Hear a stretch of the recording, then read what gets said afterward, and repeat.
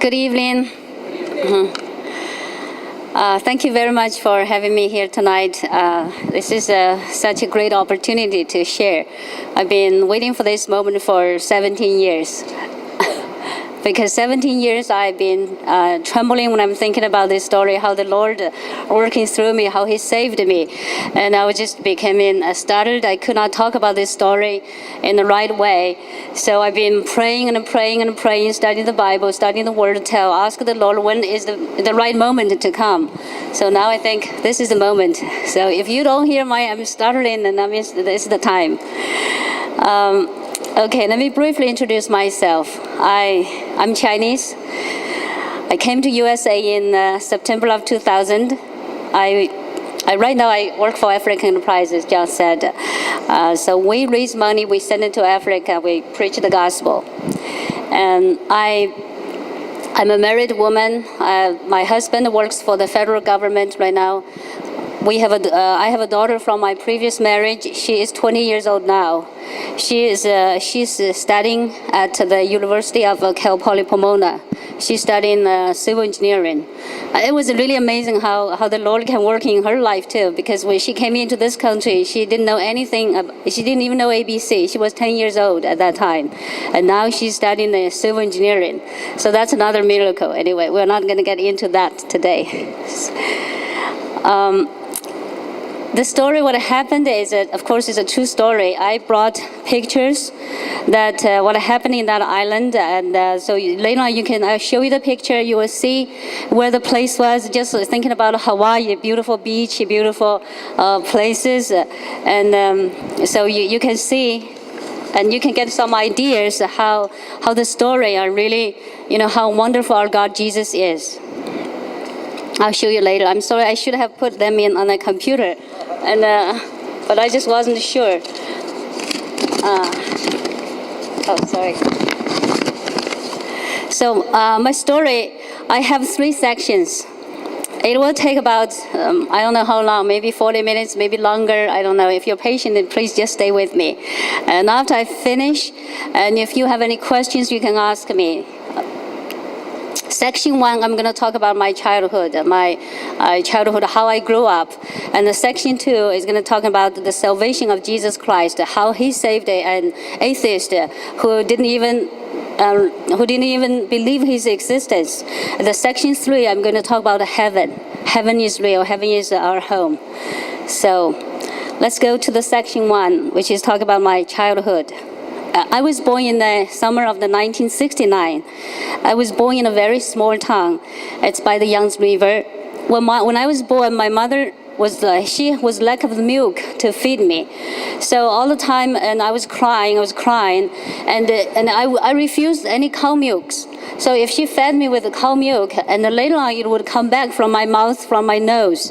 It was very dangerous for a little infant. So my mother was very worried. She said, what's going to be, what can I do? If she continues like this, crying and crying, she's going to be starved to death. And so she didn't know what to do, and my family was poor. They didn't have, they didn't have very much money to buy anything or buy the human being's milk. So at that time, she didn't know what to do, but God knows what to do. One day, there was a lady. Her name was Auntie May. She walked into the town, and she had a mission. She was looking for a baby to nurse. What happened was her son was born, and then her son was born, but he died after 7 days. So she had plenty of milk. And then she walked into our town. She was looking for a baby, just looking for a baby. And then she just saw many babies, and she wasn't satisfied. Then the minute she was just about to leave the town, and then she saw I was in my mother's arms. And she saw me. She said, "Oh, look at this baby, full of spirit. I want her." Then she became my nanny. So she said to my mom, I just live other side of the Yangtze River, walk a little bit, and then it will be my home. So if you want to come to see where I live and your baby is safe, you come with me. So across the Yangtze River, my parents got off the boat, and then they walked a long, long, long journey. she just, it was like more than 20 miles. My parents didn't expect that. But because the nanny, she really loved me. The first sight when she saw me, she just wanted to feed me. So that's how she brought me to her home. So I was left there at her house. And at that time, those days, there's no public transportation. And the only way you can do is to just walk. It's a long walk. So my parents didn't really have that much chance to go to see me. So I stayed with this nanny, and she spoiled me.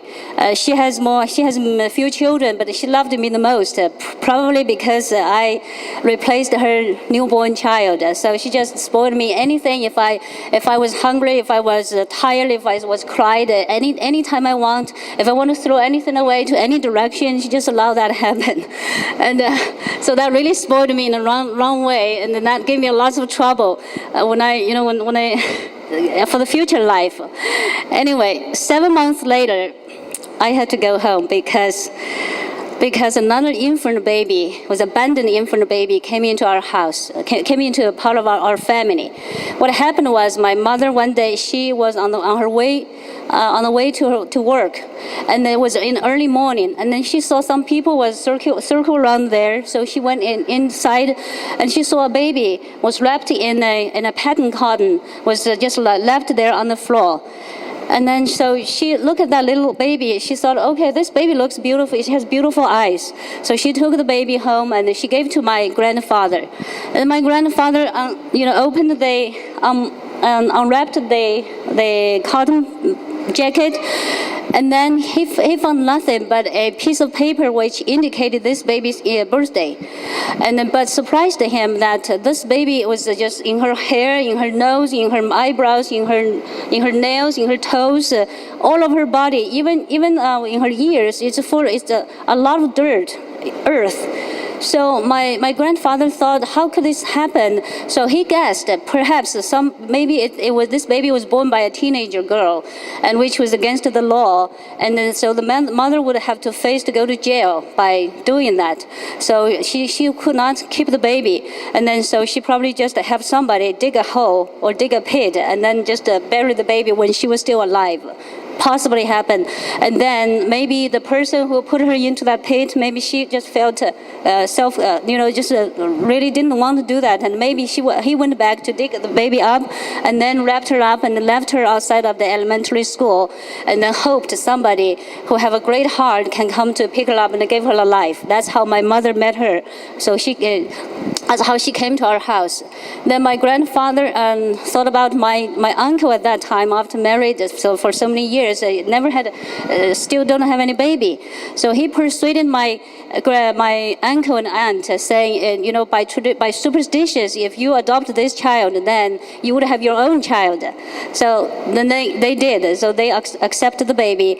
And then, but the problem was we don't have any milk to feed the baby. So what can we do? Then my grandfather thought about my nanny.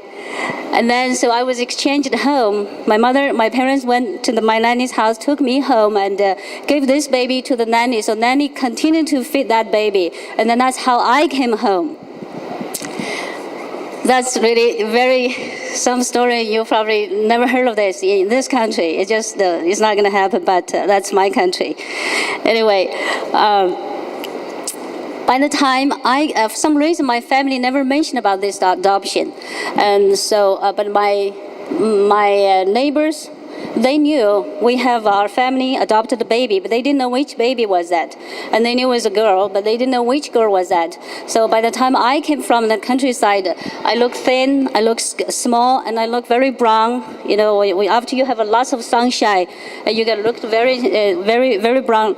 So for our culture, if your skin look dark, people look down on you.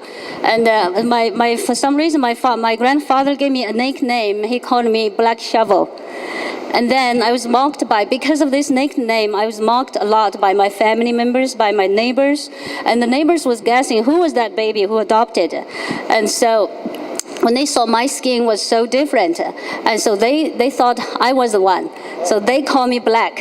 And then they just all the time they called me black and said I was adopted. Nobody wanted me, and I was just abandoned one. So these words really hurt me deeply. And as I grew with them, with the time, they matured and scarred me in my heart. And nobody had ever asked about what effect this had on me. And besides my mother, obviously, she favored my sister. So all the time I thought I was adopted one. Nobody wanted me. And often I asked myself why my mother didn't want me, why they threw me out, and what I've done wrong. So grew up, I just didn't have any confidence. Inside of me, I feel so needed something. I was searching something, really true love. I was searching that. I knew something was missing. So all the time I was looking for that. As I became a teenager, so I became rebellious. I just went to that direction, and I often say things or do things against my parents' will, and that's including my marriage too. But I thought I've never went to jail. I've never steal anything. So I was still a good person. And that was how I felt myself. By growing up in my little town, and our education was we came from monkey. There's no God. There's no Savior. No God of creation. No God of Savior. That's how we came. That's how we educated. I did not believe the monkey theory, but I do believe there's no God.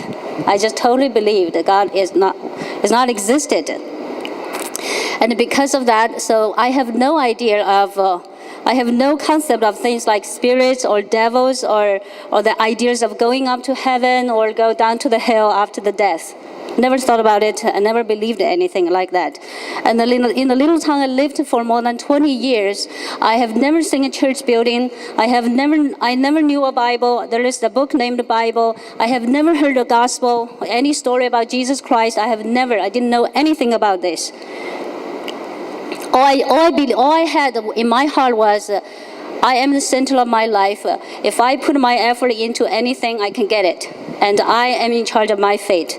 And I can do everything. In my control. My life is my control. That's how I believed.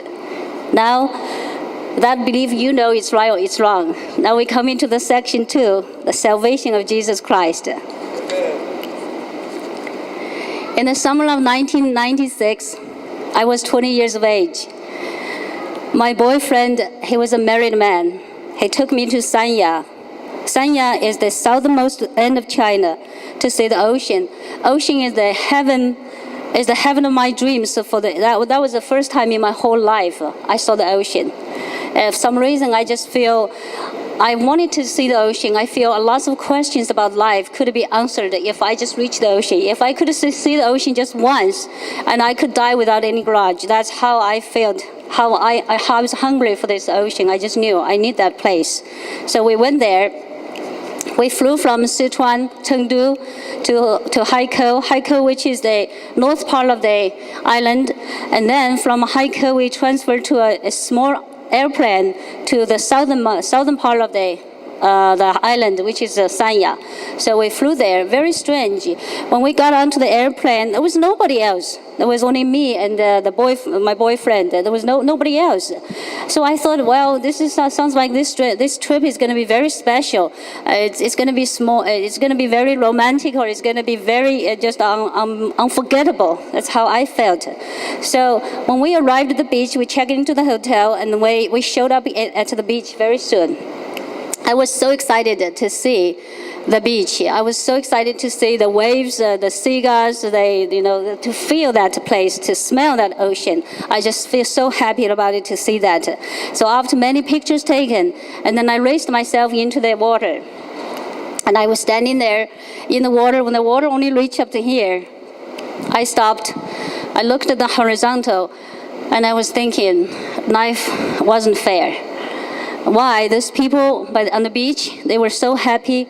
Seemed like they never had any trouble, or they never went through any difficulties or hardships. But I had to go through so many hardships. And at that time, I divorced. When my baby girl was born, I was left in the hospital by my ex-husband. He just left us in the hospital, and then we're supposed to stay in the hospital for 7 days. So the first 3 days he showed up, and then he left, he showed up, and then after that he just disappeared. So it was really hurt me. It was just really broke my heart. At that time, so life later on went into the wrong direction, and that's how I met this man, and then I went to the beach with him. At that time, I have no money, I have no job, I had no money, no job, I had no hope. I just didn't have anything at all. It was totally useless and totally hopeless. So I looked at the horizontal and I was thinking, what I'm going to do in the future? Who is going to help me to bring up this child? Without help, without men to rely on, without any support, what am I going to do? And I'm so young, I divorced, and who is going to marry me again in the future? And how I'm going to face in the future? I just didn't know what to do.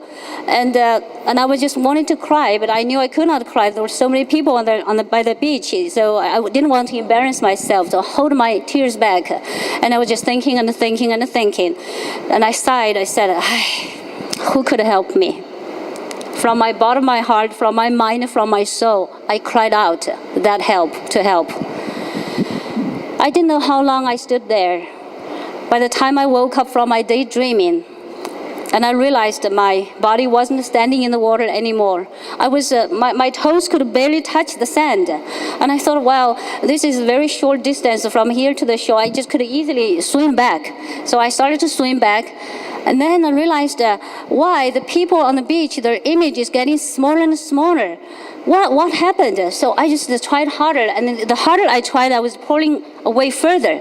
Then at that time, I realized there was a hand holding my ankle beneath the water, just holding my ankle very tightly and dragging me down to the water. It was a hand, and I was frightened. Immediately, I realized that I was frightened. I tried everything I could, just to try the best to swim towards the shore. I grew up by the Yangtze River. I learned how to swim since I was 9 years old.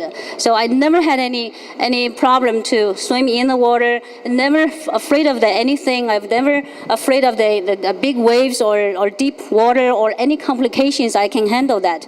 But that day, I just could not handle it. I wasn't strong enough. And I tried everything. When I chose to stand at that point, I saw there were two men stood, one stand on this side, one stand on the other side. When I chose that spot, I thought for some reason there's an idea just flashed in my mind. I thought, oh, here is very safe. I'm very close to him. They're very strong. If anything happened, I could ask help. They can come to help me.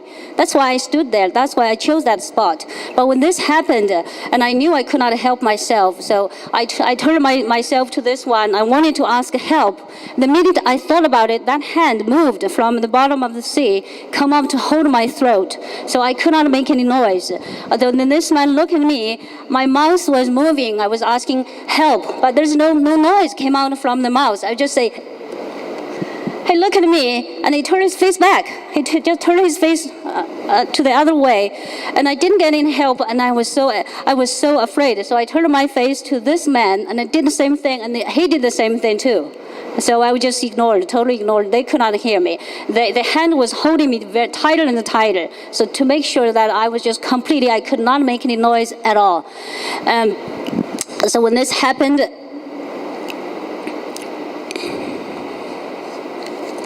and then the hand moved down the water and hold my ankle and continued to drag me down to the water. And that time,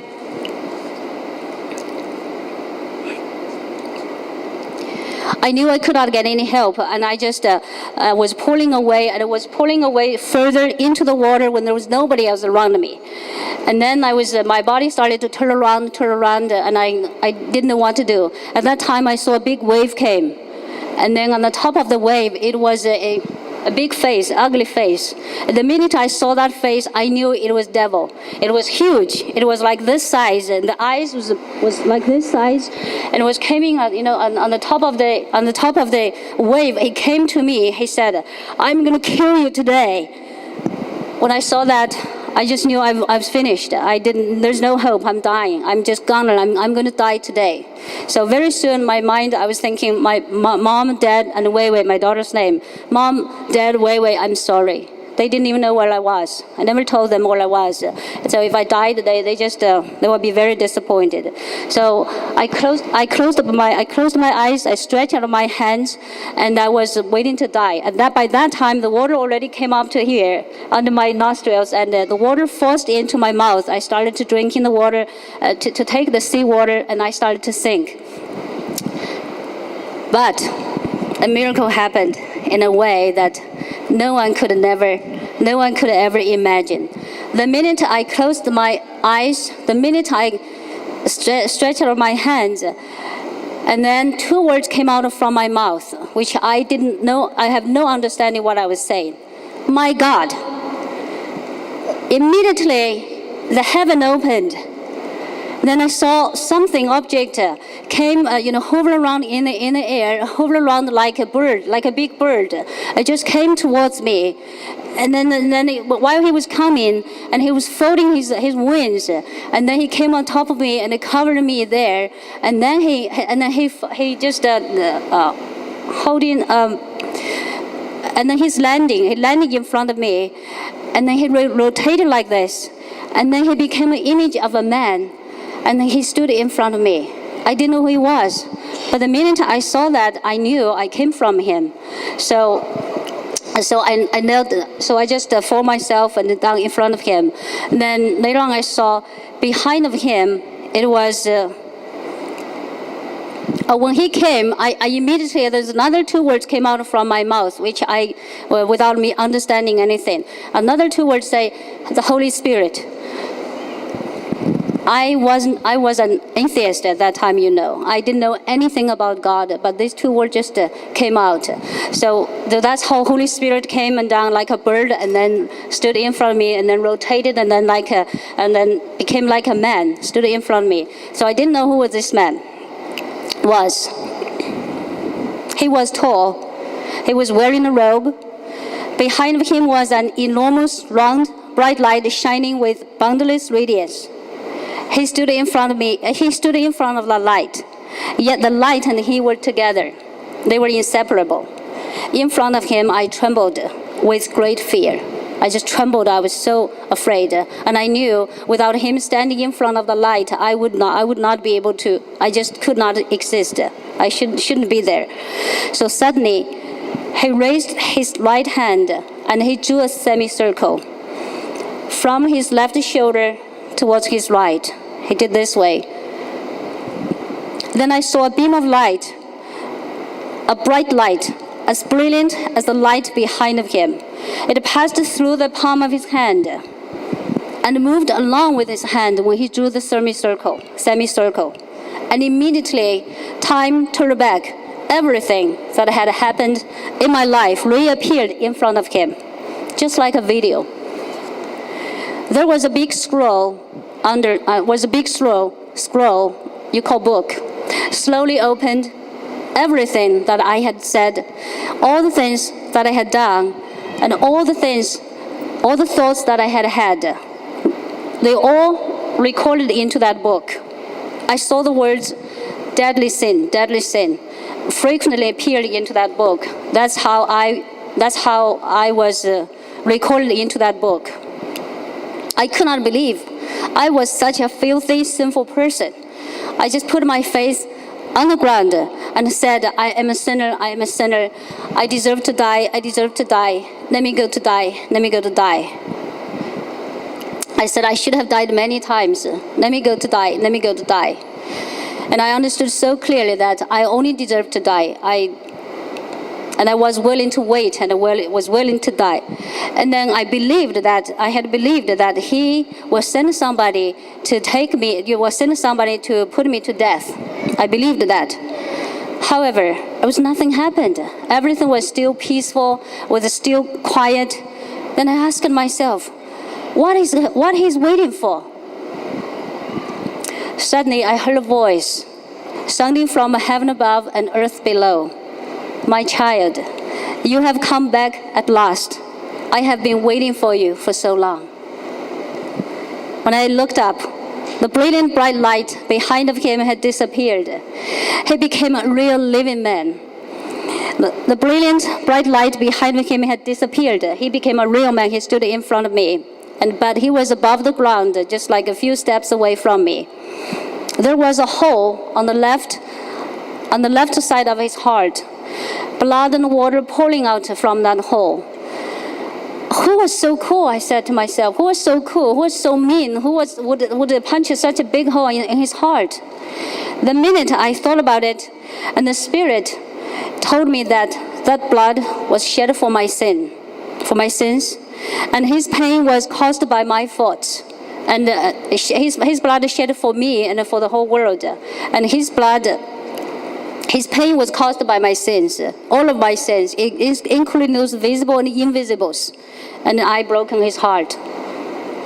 All the sins that had been recorded in that book had hurt him and had been hurting him always.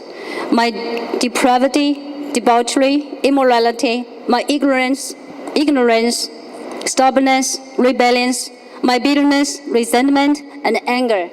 Never for a moment that I had stopped. Every sin that I had committed was a painful torment for him. Every sin was like a sharp knife that injured him deeply. It was I who had broken his heart. It was me. It was I who caused him pain. It was I who caused him bleed like that. Then I saw the pure love from his eyes.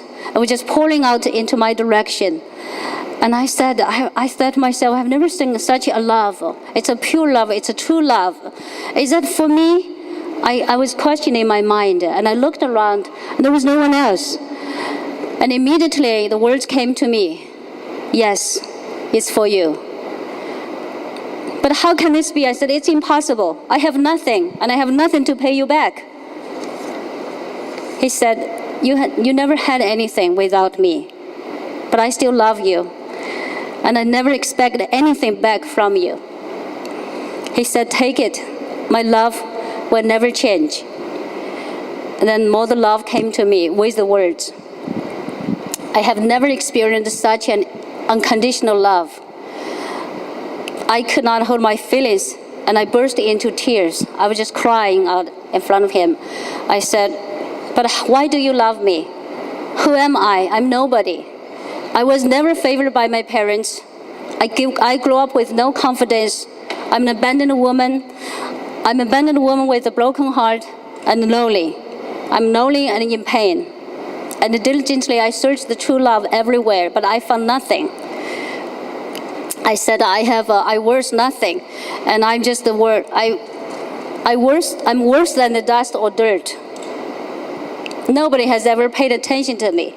I have no value, no job, no money, no home to go to. After the divorce, I could not find my identity. I just totally lost. I'm so tired with no place to go back and nobody to rely on. The only thing I have is my daughter, but I could not have her with me. I have to separate with her. I do not want to live like this, but I have no choice. I was pushed to this point, and I have no hope, no future, no dignity. I have nothing. Why do you love me? I wept aloud. You are my favorite. I have never moved my eyes away from you. I watched all your sufferings, and I know you're in pain. Yet my heart has more pain than yours, because I have always loved you. The words came to me. I wept even louder. Had I known the true love is in you, I would never have gone out and searching for it, and I would never have made so many mistakes. But it's too late now. I want your love, but I'm a sinner. I only deserve to perish. Everything had already been written in that book. I have to pay the price for everything that I have done wrong. A woman like me, I have no shame. I'm filthy, I'm dirty. How could I deserve your love? No, I do not deserve it. I shook my head. Before I had even finished thinking, the answer came to, he just came in and spoke to me in spirit, say, I tried very hard. I tried very hard to tell you how much I love you. But you refused me and never gave me any chance to allow me to go into your heart. I knew everything he said was true, and I was so regretful, and I felt myself was so stupid. And however, the more loves just come into me like waves. And the words continued, it's never too late. Your past is not important for me. The important part is I love you. No matter no matter what your background is, how poor, how broken you are, and no matter how worthless you feel, how deep you have sinned, or if you have known me or not, I still love you and will never abandon you. He said, my love has never changed and it never will be. I cried on the top of my voice. Then the same voice came from everywhere, and from the earth, from the heaven above and the earth below, everywhere, saying, go help her. I opened my eyes. I just could not believe I was still alive. There was a man in front of me. He said, put your hands on my shoulder. I'll take you out of the water. Immediately I knew he was sent by the one I had just seen. So I followed him. It took me out of the water. I could not walk. My whole body was tremble like the electrical current went through my body. So I would just shake like that. Immediately I wanted to lie down, and he said, "No, you cannot lie here. When the wave comes, it will take you away." So he helped me. He has supported me. He dragged me, half drag, half supported. He just to pour me a little further, so the water until he thought it was safe. So he left me there. Immediately I went to deep sleep. I did not know how long. That night, many questions flooded into my mind. I was just asking myself, first question was, who was that man? Who he was? How could heaven open? How could he come from there? I've never seen anybody from heaven. How could he come from there? I've never educated. There's no words in my mind to educate it, to describe that. And what was that light? What kind of the light was that? It was like a summer sun, but it was much stronger, brighter than the summer sun. Never you could see that in the world. And why there's a hand? Why there's the beam of the light went through the hand, went through his hand? How could that be? How could that possibly be? I didn't understand. And why he knew everything about me, and I know nothing about him. And why would he give me the chance to live again? He could just. He looked at all my sins. He could just send me to hell. He could say, go to hell, and then I would be gone. But why he gave me the second chance? There's so many questions. And why he was everywhere with me, I did not understand. And I asked myself, why, and how? That night I knew I met the God that I had never believed before. The vision I saw, the voice I heard, the experience that I had, I knew it wasn't a dream. I knew it wasn't something I could imagine. I knew I was in a real place. I knew everything. It wasn't imagination. But how could I prove it? How could people believe me? I've never heard people talking about God or saying anything about this kind of things. Who would believe me? I must prove it. So the next day, I went back to the beach. I found the man who pulled me out of the water, and I invited him for dinner to show my gratitude. It surprised me. He could not understand my language, and because I spoke the Mandarin and he spoke the local language, so we couldn't understand. We need a third party to be the translator to understand each other. And but anyway, he came. He came to the dinner with his best friend.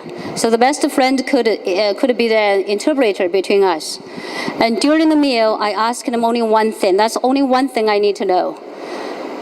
I said, where were you? How did you see me when I was in a danger?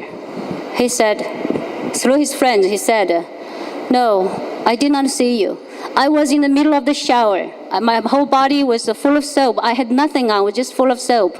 And then I heard a voice say, go help her. Then I grabbed a pair of the underwear and I just covered myself. I reached out and I ran to you. And he said, when I heard that, I knew this was the God. I really met a God. I really met this God face to face. He saved me. Not only that, he saved me. He sent this man to save me. And I knew that wasn't a coincidence. It was arranged by him. And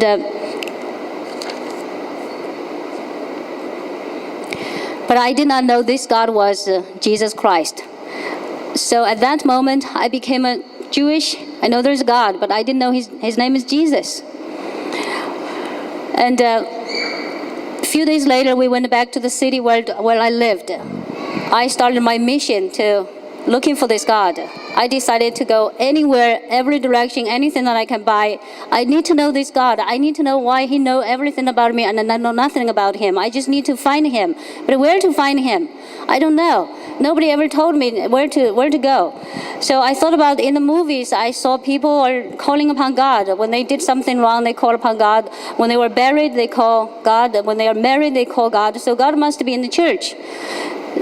So one day, I asked a man on the street. He was making money by taking people to different places. The tricycle, those things.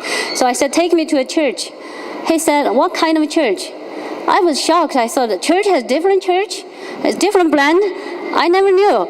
And I was just so embarrassed because he was a street man and he sounds like he knew more than I do. I was an educated woman. So he said, oh yeah, of course. There's a Roman Catholic church, there's a Christian church, and I said, which one do you want to go to? And I thought about it. I said, okay, take me to the one that you've been to. Oh no, I've never been to one, but I took somebody to a place somewhere, sometime. So I said, okay, take me to there. And then he took me, it was a Christian church. And I walked in and I asked this woman, I said, I wish to buy a Bible. Because the reason I wanted to buy a Bible is because before I went to this island, I met an American man. There was a group of Americans. They went to China and they just learned the culture, but actually it wasn't really learn the culture. Actually, I think they were learning the culture, so trying to be a missionary. So how can they work? I think that's what I knew later. At that time, I did not know. So I took them to different tea houses. Every place they went to, and everybody will pull out a book, and then when they started to read that book, we have to leave. As a Chinese, we have to leave. Chinese we were not allowed to talking about religion with foreigners. It's against the law. So when they started to started to study, and we have to leave. So that's how, and then later I asked my friend, I said, what's that book? So my friend told me it's a Bible. All the Christian knows that book. They study that book. I said, what mean Christian? He said, I don't know either. But anyway, so I knew Bible is probably the book talking about God. So I went to the church, I was asking the Bible, and the woman said, I'm sorry, we sold out. I said, when can I buy? Where can I buy? Can you tell me which bookstore I can go to buy the Bible? And she said, oh, there's nowhere else. Only in the church sell the Bible. So if you coming back by the Christmas time, we should have a Bible available. And I said, when is Christmas? So she told me when the Christmas time was. So I went back. A few months later, I got my first Bible. When I got my first Bible, I started to read from the page 1, Genesis page 1, all the way till the Malachi, the last words of the Malachi. I was looking for the Lord. I wanted to know what his face looked like, and what's the blood, what's the heart, what's how the book described the palm of his hand, what's going on there. Immediately I believed all the miracles that I had recorded in the Bible. Everything God said, I believed. Everything He done, I believed. When Moses took those people out of Egypt, those miracles, I just loved them. I believed every single one of them. It was just beautiful. And I said to myself, this God is so powerful. Why didn't I know him before? And but I did not find anywhere talking about how the heart was the hole in the heart, or the blood pouring out from there, or the hand, or this kind of thing. I didn't see it. So I went through the second time. I still didn't see it. And then I went then I started to read the New Testament. The New Testament started talking about the family tree of Jesus Christ. And I said, who is this Jesus? I'm looking for the Bible. I'm looking for the Lord, and I'm not looking for Jesus. Why he has to be here? Why people have to put that much thick, pages to talking about Jesus and his family tree? Is that really important? Like that important? Why do we have to know about his life? And one thing made me very upset was I know there's a God. There's only one God, and when they put Jesus into that book, that means they equal Jesus with the Lord, and that just made me feel upset because I only believe the one who saved me. That is the only God. So anyway, at the same time, I cried out to my God. I said, God, if you don't appeal to me anymore, if you don't speak to me anymore, you send somebody to me to teach me about this Jesus. Who is this Jesus? I want to understand. Who is this Jesus business? I just need to know that. And then a year later, God really has a sense of humor. He sent the same man back to the city. The man who I mentioned about that before. So he sent the same man back to the city. And then this American man, his name Doug, Mr. Doug, we call him. So he gathered young people like me together. We study English. He offered a free English class. So we study English. And then English, the beginning of the English class was like a piece of paper like this. So we read the stories or read the paragraphs. So you study the words, everything. And very soon, it became study the Gospel of John. And then he started to tell us, he said, Jesus Christ is the only God. He's a powerful God. He's a miracle God. He showed the miracles. He made the deaf hear. He made the blind see. And he just made people cured. And he made dead people walk out from the tomb. And he just, the King of the King, the Lord of the Lord. And I was thinking, these people really know how to make up stories. This just the stories they make up to help us study the English. But anyway, I need the free class. I need to study English. I'm just wait until this finish. I will tell them my story, and I will tell them who this real God is. I'm going to tell them. So one day we came to the point. Jesus asked Thomas, "Put your finger into my hand and side." And Jesus told him, "Stop doubting and believe." And then Mr. Dog, he emotion this way. When I look at that, and I thought, oh, and he said, because of love, the King of the King, the Lord of the Lord, was crucified. However, 3 days later, not only he was raised from the dead, but also he appeared to many disciples at different places. He appeared. As for the mark of the nails in his hand, the disciples saw it, Thomas touched it, everything was true. When I heard this, I almost fell from the chair I was sitting on. That's the answer. Since I met the Lord, I didn't remember how many times I was asking myself, how could it possibly be? There's a light went through the palm of that hand, and there's a hole, but I looked around everybody. Nobody I found has a hole in their hand, in the middle of their hand. So I guessed that's probably the symbol of the Lord. And when he showed me that, and I knew, I said, I saw that hand. And then that's how the name of Jesus really came into my heart. But because of the stubbornness, I still have the difficult time to put Jesus really to be completely merged with the one I saw. But I know, so I constantly struggle with that. I constantly talking to him, Jesus, if you are real, you show me some miracles today. You show me some miracles today. And he really did. He showed another 2 miracles to me. And one of them was when I was in the hospital one day. I had a surgery, and I could not afford. I had a surgery, so I could not afford to hire somebody to care about me all the way. So I hired her for first 3 days. On the 4th day, I told her to go home. I thought I could handle. I have this God. I'm okay. I didn't ask my friends to come to help me. And then on the 4th day, I realized that that's not easy. The pain was still incredible. It's impossible for me to go down to the 7th floor to buy my own food. And then I didn't have any food that day. I was just so hungry. I didn't have anything to eat, and nobody knew I was hungry. So at that time, I lied in that bed, and I said, Jesus, if you're a real God, you know I'm in this condition. You would send me something to eat, just a little bit of food. So I was just thinking about that, and I went to sleep. Very soon, that was probably, I didn't know how long I was lying there. And the lady next to me, next to my bed, she woke me up. She said, hey, woke up. She had a box of food in her hand. And she said, I have this extra food. I want to give to you today. I said, where did it come from? She said, my daughter-in-law I already told her I had ordered food from the hospital, but suddenly she just said she wanted to cook some special food for me. So she cooked some food and she brought it to me. So now this is extra one. Now I'll give it to you. And I calculated the time. I knew that's only Jesus can do that. And he has to be the Lord. He just has to be the Lord. That's how he really came into my life and just became, and I totally knew this was the Jesus who appeared on the ocean, who saved my life, and who just did that miracle to me.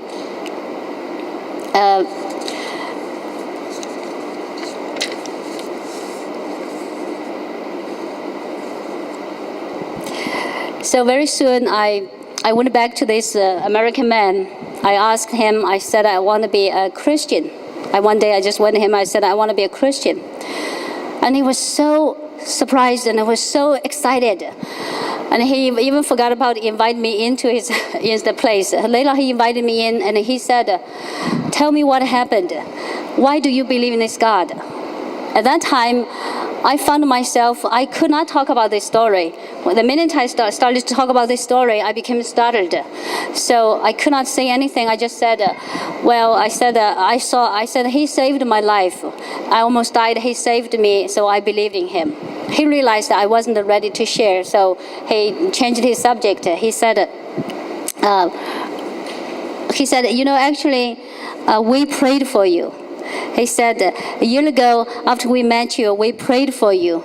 And our group, our friends in America, we prayed for your group and you, especially for you. We asked the Lord to open your eyes. We asked the Lord to open your ears, to open your heart, that you can see him, you can hear his voice, and you can know him, you can be saved. And then that was the time I thought, all the time I was thinking, what was the connection between me and God?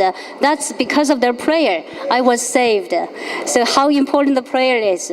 So if you all, and I'm very happy today, and we have this prayer meeting here, and just keep praying. It's really powerful. You never know when God is going to show that miracle. You just never know. So that just, and he said, I don't know, it's so fast. He said, I don't know, God answered this prayer so quickly. He didn't expect that answer to be, that prayer to be answered so quickly. But anyway, so I became a Christian, and then later I was baptized, and after I was baptized, I was just, really gave my life to follow Jesus Christ. I know He is the only God. Without Him, without me standing here. And I don't know, many of us here,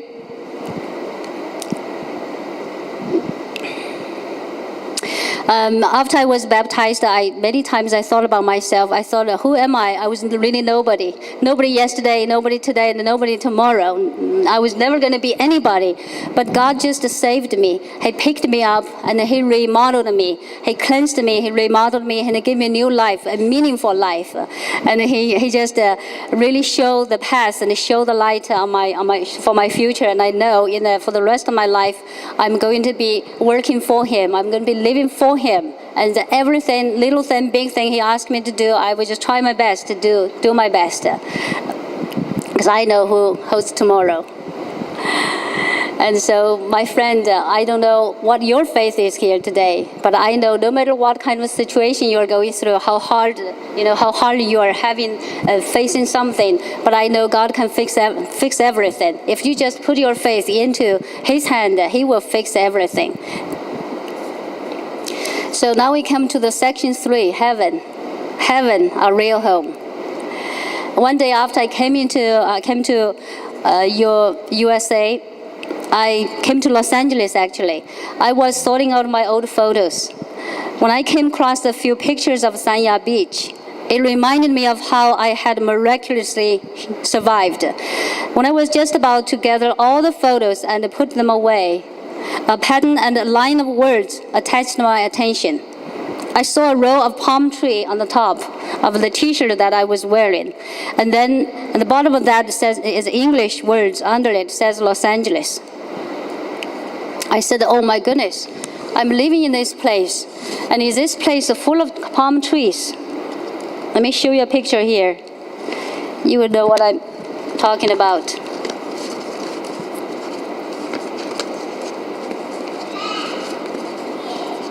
Okay, This picture, you can see that later. This picture, I was wearing that T-shirt. On the top of the T-shirt is the palm trees, and the bottom of that palm tree it says Los Angeles. And this was the picture taken on the beach on the following days. So when I look at that, I thought, wow, this is not an ordinary T-shirt I was wearing. I was wearing God's promise. And he promised me at that time he was going to send me to Los Angeles. So 7 years later, I am here in Los Angeles. And this is so just confirmed. Nothing was a coincidence. Everything God has a plan. He had a plan for us. His salvation, His plan for us. And so I was, on that day, I know him. I just knew God had put this plan into my life, and so that I can come to him, I can accept him, I can praise him, I can just share his glory, I can just glorify his name. That's his plan. And I knew that T-shirt was a mission too. It was God's assignment to me. It's a mission that I have to come here. I have to share this story with everybody. I have to tell people about this Jesus Christ as an atheist who didn't even believe him, who didn't totally reject him, and now how he brought me to this promised land. And when I look at the Bible, and Jesus said, I'm going to my father's place. At my father's house is many places. I'm going there to prepare a place for you. So you know where I am, you will come later. He said that. And I knew he was talking about heaven. And when I look at these pictures, I knew God wants me to tell the world how he came to me in the glory. And then he revealed himself to me, how he shed his blood for me for the sins of the world, and then how he went back to the heaven with his glory. That's the whole story he was telling us. So when I look at the picture, and I knew God wanted me to tell it's about heaven. His promise is real. So heaven is real, and heaven is our real home. That's the only home. That's the place that we ending. When our journey finished here, and that's the place we're going to be. I just want to give all of us the hope that we have really hope to go when we finish this journey on the earth, and that's the place we want to be, and that's the place Jesus is really waiting for us. It's a real place. And when I was sitting here, I was hearing they were singing the songs. They say, heaven is real, heaven is real. I thought, oh, it's true, heaven is real. That's wonderful. And when I thought about when God said, my child, you have come back at last. I have been waiting for you for so long. When he said that to me, and I knew each time when I recall that moment, when I recall that voice, it sounded from heaven above and earth below. I trembled almost for 17 years to tell about this story. And now I'm able to tell the public about how the Lord saved me. And so you can have your trust, you can have your faith put in him. And you just trust him. The way he can save me, the way he can save you, the way he can show me the miracle, same way he can show you the miracle. He spoke to me, he spoke to Moses, he spoke to Abraham, he spoke to Hagar, he spoke to many people in the Bible. He can also speak to you. He saved me in the ocean, he can also save you. He saved many people, you read the Bible, all the miracles. He can do everything. So my testimony, my story here, I end up here. But I think your testimony just began. After you hear the true story, I hope I want to ask you something. Will you be more willing to share this amazing Jesus, the amazing Lord, with your families, friends, and your neighbors? Will you be more excited to share the gospel to the unreached people of the world? Will you be more surrendered to the Lord, be more humble to serve Christ as your master, as your savior? Will you be more looking forward to the real home, the heaven, when your journey finished on the earth? Those questions I left for you. And the decision is yours. And so may the Lord bless you.